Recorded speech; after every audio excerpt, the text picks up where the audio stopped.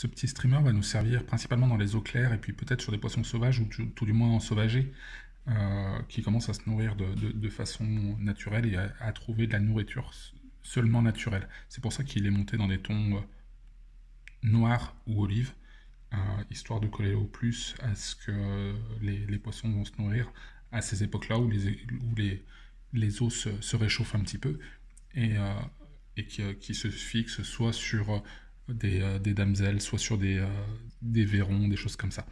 Donc là, je viens jusqu'à la courbure de mon hameçon.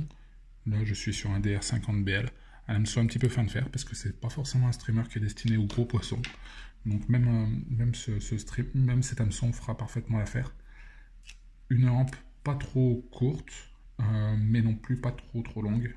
J'ai un petit peu de mal avec les hampes trop longues, qui ont tendance un petit peu à décrocher les poissons, du fait de l'appui que les truites peuvent avoir en bouche avec le fer.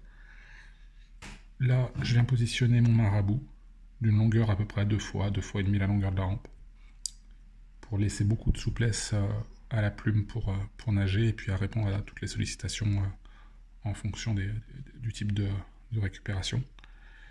Là, je coupe l'excédent d'à peu près la longueur de la rampe, ce qui me préparera un petit peu mon sous-corps.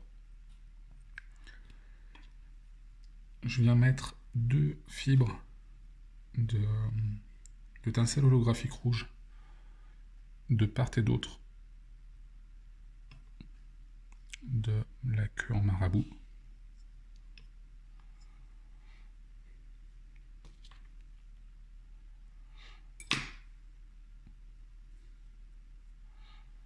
Ça fait une espèce de petite ligne latérale qui est assez sympa et qui donne des reflets quand les eaux sont vraiment claires.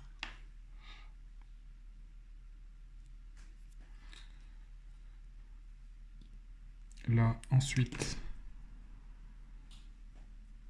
je viens accrocher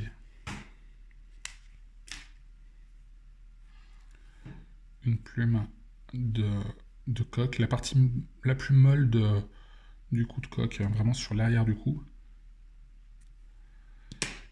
pour avoir quelque chose qui va nager un petit peu comme une noyée. Ça va se comporter comme une noyée dans l'eau avec ces plumes qui vont être orientées vers l'arrière. C'est pour ça que je fixe la plume par la pointe. Là maintenant, je commence à nettoyer mon montage en faisant le sous-corps et en camouflant donc l'excédent de marabout. J'essaie d'avoir quelque chose qui est très parallèle pour avoir un corps assez propre. Là, je reviens fixer une fibre de tincelle holographique.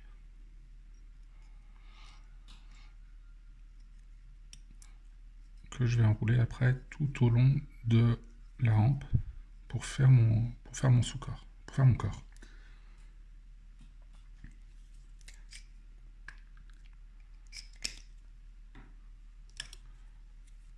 Je viens appliquer une colle cyanoacrylate sur tout le sous-corps afin de fixer vraiment mon montage et de ne pas avoir de mauvaises surprises en action de pêche. J'essaie de régler ma bille bien dans l'axe de l'hameçon pour éviter que l'hameçon tourne et qu'il se retrouve soit sur le côté, soit sur le haut en action de pêche. Ça serait dommage parce que ça serait des touches manquées. Et là, j'enroule mon tincelle aspire bien jointive.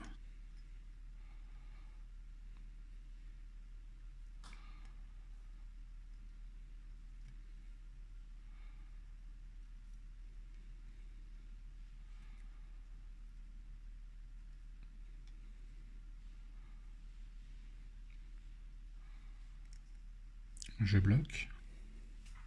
Il n'y a pas besoin de bloquer avec beaucoup de tours. Là, un seul suffit. Déjà, j'ai vu que le sous-corps était protégé avec de la super glue. On part du principe que ça va déjà consolider le montage. Et puis, même en règle générale, ça évite de faire des surépaisseurs. Et puis là, je viens enrouler mon hacle en rabattant à chaque fois les fibres vers l'arrière, exactement comme on ferait pour une noyée. Ça va me donner du volume, ça va pousser de l'eau. Donc même dans des conditions où il va y avoir une eau un petit peu chargée, bah, cette mouche va déclencher les touches du fait de son volume du corps. Et puis, dans des conditions plus calmes, ou avec des eaux claires, on a le corps qui ressort bien, avec un petit peu de brillance rouge, du fait du tincelle holographique. Là, je coupe l'excédent de ma plume. Je prépare juste mon nœud final. Je vais y rajouter un petit peu de dubbing. Un dubbing de lièvre naturel, c'est parfait. Juste derrière la bille. 2 petits tours pour préparer le nœud final.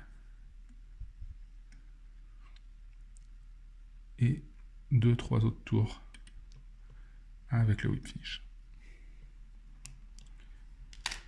Là, je serre. Je coupe l'excédent. On peut nettoyer un petit peu le montage. Et voilà, cette petite mouche. Bon montage à tous!